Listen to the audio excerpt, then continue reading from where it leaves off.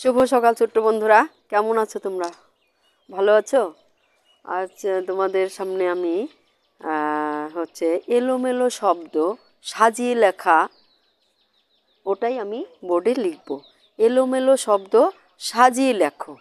দেখি কি এলোমেলো শব্দ সাজিয়ে লেখা যায়। হ্যাঁ, দেখো, এলোমেলো শব্দ সাজিয়ে লেখো। এ লৌকারে লো, এলো ময়কারে মে, লৌকারে লো, এলোমেলো শব্দ সাজিয়ে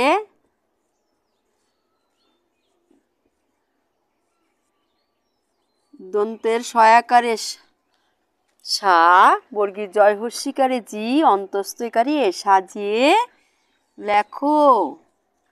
লয়কারে লে, খ, লেখো। এলোমেলো শব্দ সাজিয়ে লেখো। আচ্ছা, তাহলে দেখো, যেমন আমরা দুই বর্ণের শব্দ কিন্তু তৈরি আমাদের অলরেডি হয়ে গেছে। এবার দিয়ে অলংকারযুক্ত বর্ণ দিয়ে, যেমন চিহ্নযুক্ত বর্ণ দিয়ে যে শব্দ তৈরি হয়েছে, সেই সব শব্দ দিয়ে আজকে আমরা এলোমেলো শব্দ সাজিয়ে লিখব। যেমন ধরো যে তিমি, তিমি, মিতি, আগে লিখব কি ময় হস্যিকারে মি, তয় হস্যিকারে তি, এটা আমি সাজিয়ে লিখব। আচ্ছা, তারপরে কি হরিণ, এটা কি হলো মূর্ধন্য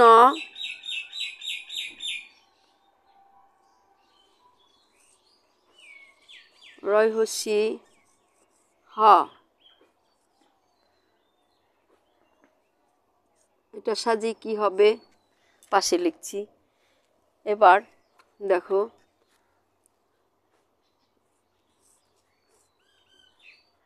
তি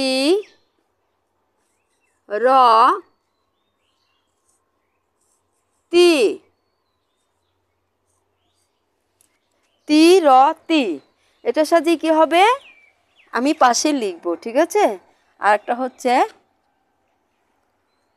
আকার দিয়ে, যেমন লা ডা, লা ডা,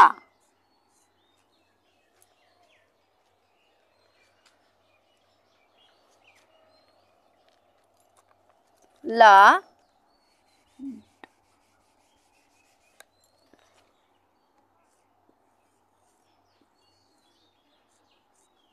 ডা। আর একটা কি স ই লি, এটি সাজিয়ে লিখব। তাহলে দেখো এটা কি হতে পারে, মি তি, এখানে আছে মি তি, আমি সাজিয়ে লিখব তিমি তি, তয় হস্যিকারে তি, ময় হস্যিকারে মি, তি মি।